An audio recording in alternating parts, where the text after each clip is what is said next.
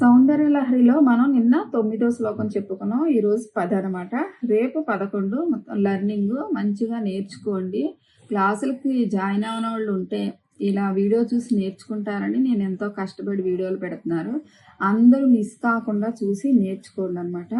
ఈ 10వ శ్లోకానికి అర్థం ఏంటంటే వీర్య శుద్ధి, శరీర శుద్ధి అనమాట. సంతానం లేని వాళ్ళు ఈ శ్లోకం మార్నింగ్ 108 చదువుకుంటే సంతానం కలుగుతుంది అనమాట. వాళ్ళల్లో వీర్య శుద్ధి ఎక్కువగా కలుగుతుందంట. ఈ శ్లోకానికి అర్థం చెప్పిన తర్వాత నేను లెర్నింగ్ చెప్తాను. మధ్యలో లెర్నింగ్ వస్తుంది. వీడియో చివరి వరకు చూడండి, మిస్ చేసుకోకుండా. శివుని మరి శక్తి పాదాలు ఆ రెండిటి నుండి ప్రవహించే అమృత జలపాతం అనమాట. 72 నాడులతో ఉన్న శరీరం తడుపుతూ శుద్ధి చేస్తూ చంద్రకాంతి వంటి చల్లని కాంతి దానిపై మూలాధార చక్రం, అంటే మూలాధార చక్రం పాము ఆకారంలో ఉంటదంట. 3.5 చుట్టులు చుట్టుకుని ఉంటదంట మూలాధార చక్రం. అగ్నికుండంలో శక్తిస్థానంలో స్వపిషి నిద్రిస్తున్న నిద్రలో విశ్రాంతి తీసుకుంటున్నావు అని అర్థం అనమాట. ఈ 10వ శ్లోకం చదివిన వారికి ఆరోగ్యం, శారీరక శుద్ధి, శరీరంలో మలినాలు తొలగిపోతాయి, వీర్య వృద్ధి, సంతానం, శరీర ధాతువులు బలపడతాయి, స్త్రీలలో గర్భాశయ దోషాలు తొలగి సంతాన ప్రాప్తి కలుగుతుంది అని నమ్మకం అన్నమాట. ఇంకపోతే మనసు ప్రశాంతంగా ఉంటుంది, వేడి తగ్గుతుంది, మనసు చల్లబడుతుంది, రక్తశుద్ధి జరిగి మొహం వర్సెస్ పెరుగుతుందన్నమాట, కాంతిగా పెరుగుతుంది.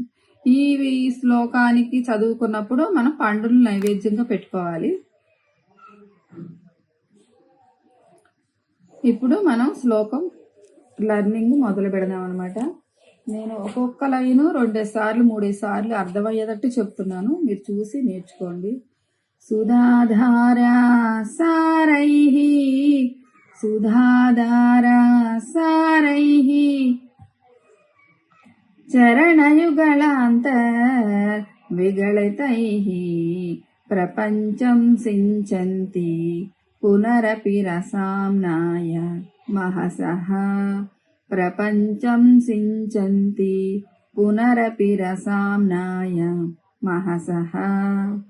అవాప్య స్వాం భూమిం, అవాప్య స్వాం భూమిం భుజగనిభమద్యుష్టవలయం, భుజగనిభమద్యుష్టవలయం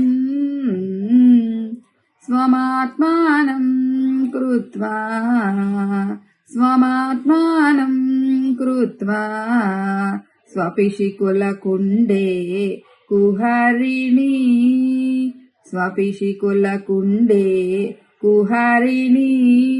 ఈ శ్లోకానికి పెద్దగా రాగాలుండవు, చాలా సింపుల్ గా ఉంటది అనమాట. ఈజీగా నేర్చుకోవచ్చు, చదువుకోవచ్చు. తప్పులు పడకుండా చదవగలిగితే రాగం ఆటోమేటిక్ గా ప్రాక్టీస్ చేసేటప్పుడు మీకు వచ్చేస్తుంది అనమాట. సుధాధారా సారైః చరణయుగళాంతర్ విగళతైః, సుధాధారా సారైః చరణయుగళాంతర్ విగళితైః ప్రపంచం సించంతి, ప్రపంచం సించంతి పునరపి రసామ్నాయ మహసః. అవాప్య స్వాం భూమిం భుజగనిభమద్యుష్టవలయం స్వమాత్మానం కృత్వా స్వపిషికులకుండే కుహరిణి, స్వమాత్మానం కృత్వా స్వపిషికులకుండే కుహరిణి. సుధాధారా సారైః చరణయుగళాంతర్ విగళితైః ప్రపంచం సించంతి పునరపి రసామ్నాయ మహసః.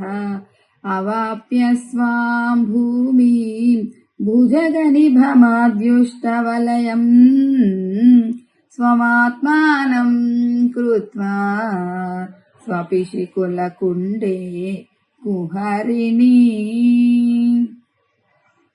సుధాధారా సారైః చరణయుగళాంతర్ విగళితైః ప్రపంచం సించంతి పునరపి రసామ్నాయ మహసః అవాప్య స్వాం భూమిం భుజగనిభమాద్యుష్టవలయం స్వమాత్మానం కృత్వా స్వపిశికులకుండే కుహరిణి.